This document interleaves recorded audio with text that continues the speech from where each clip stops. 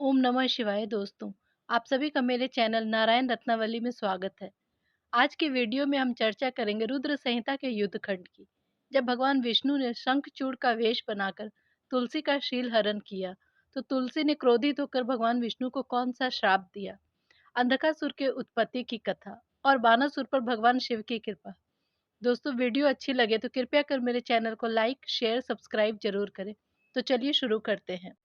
जब भगवान श्री हरि ने तुलसी का शील हरण किया तो तुलसी ने मन में संदेह होने पर यह समझ लिया कि यह साक्षात विष्णु है, परंतु उसका पतिव्रत नष्ट हो चुका था। इसलिए वह क्रोधित होकर विष्णु से कहने लगी, हे विष्णु, चूंकि तुम पाषाण हृदय हो और कठोर हो, दया रहित हो, इसलिए अब तुम मेरे शाप से पाषाण रूप ही हो जाओगे। यह कहकर वह रोने लगी। तभी भगवान शंकर वहां प्रकट हो गए। उन्होंने समझाकर कहा, तुमने जिस मनोरथ को लेकर तप किया था, यह उसी तपस्या का फल है। अब तुम इस शरीर को त्याग कर दिव्य देह धारण कर लो। श्री हरि के साथ वैकुंठ में विहार करती रहो। तुम्हारा यह शरीर, जिसे तुम छोड़ दोगी, नदी के रूप में परिवर्तित हो जाएगा, जो भारतवर्ष में पुण्य रूपा गंडकी के नाम से प्रसिद्ध होगा। श्री हरि भी तुम्हारे शापवश पत्थर का रूप लेकर भारतवर्ष में गंडकी नदी के रूप में जल में निवास करेंगे और शालिग्राम शिला के रूप में प्रकट होंगे।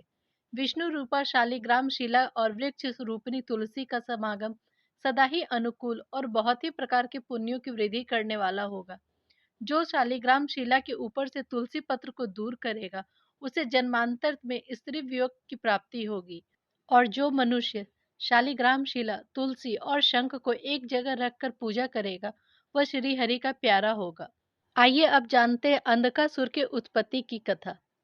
अंधकासुर ने पहले शिव जी के साथ बड़ा ही घोर संग्राम किया था, पर बाद में उसने शंभु को प्रसन्न कर लिया और गणाध्यक्ष बन गया।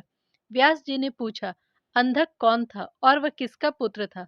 उसने शंभु की गणाध्यक्षता कैसे प्राप्त की, यह सब मुझे विस्तार से बताएं। सनत कुमार जी ने कहा, मुने, किसी समय भगवान शंकर अपने गणों और पार्वती जी को साथ लेकर कैलाश से विहार करने के लिए काशी आए। उन्होंने काशी को अपना राजधानी बनाया और भैरव को उसका रक्षक नियुक्त किया। एक समय वे अपने गणों के साथ मंदराचल पर चले गए और वहां पर पार्वती जी के साथ विहार करने लगे। पार्वती जी ने खेल खेल में ही सदाशिव के नेत्र अपने दोनों हाथों से बंद कर दिए। नेत्रों के बंद हो जाने पर क्षण भर में घनघोर अंधेरा छा गया। भगवान शंकर के ललाट का स्पर्श करते ही उनके ताप से पार्वती जी के दोनों हाथों से पसीना टपकने लगा। तब उससे एक बालक उत्पन्न हुआ, जो भयंकर विकराल मुख वाला, महाक्रोधी, अंधा, कुरूप और विकृत स्वरूप वाला था। इस प्रकार के रूप वाले उस पुरुष को देखकर गौरी ने महेश्वर से पूछा, यह कौन है? महेश्वर बोले, तुम्हारे द्वारा मेरे नेत्रों को बंद किए जाने पर तुम्हारे हाथों के पसीने से यह अंधक नाम का असुर प्रकट हुआ है। तुम ही इसकी जन्मदात्री हो, अतः तुम इसकी रक्षा करो। हिरण्याक्ष नाम का एक असुर पुत्र प्राप्ति के लिए तपस्या करने लगा। उसकी तपस्या से प्रसन्न होकर भगवान शिव ने उसे अंधक को पुत्र के रूप में दे दिया। भगवान विष्णु ने वराह रूप धारण करके हिरण्याक्ष का वध किया था। उसके बाद नरसिंह रूप धारण कर हिरण्याक्ष के बड़े भाई हिरण्यकश्यपु का वध किया था। अंधक ने घनघोर तपस्या करके बलशाली होने का वर प्राप्त कर लिया। उसने भगवती पार्वती की सुंदरता की गाथा सुनी तो उन्हें प्राप्त करने के लिए भगवान शिव के पास एक दूत को भेजा। अंत में उसे शिवजी से घोर युद्ध करना पड़ा। शिवजी ने उसे अपने त्रिशूल से उसका हृदय विदीर्ण कर दिया और उसके शरीर को अपने त्रिशूल पर टांगकर आकाश में उठा लिया। उसका शरीर खंडित हो गया था, फिर भी दैत्यराज ने प्राण त्याग नहीं किया और लगातार भगवान शंकर की स्तुति करता रहा। यह देखकर परम दयालु भगवान शंकर ने उसकी स्तुति से प्रसन्न होकर उसे अपना गणाध्यक्ष पद प्रदान किया। बानासुर पर भगवान शिव की कृपा। बानासुर बलि का औरस पुत्र था। दैत्यराज बानासुर अपने बल से तीनों लोकों को और उसके स्वामियों को जीतकर शोणित नामक पुर में राज्य करता था। उसकी 1000 भुजाएं थी।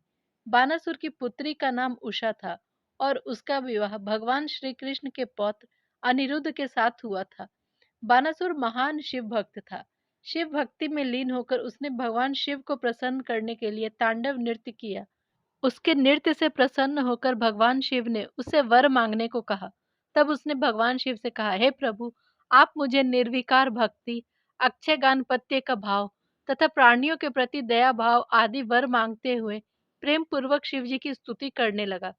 वानासुर का यह वचन सुनकर भगवान सदाशिव तुम सब कुछ प्राप्त करोगे यह कहकर वहां से अंतर्ध्यान हो गए।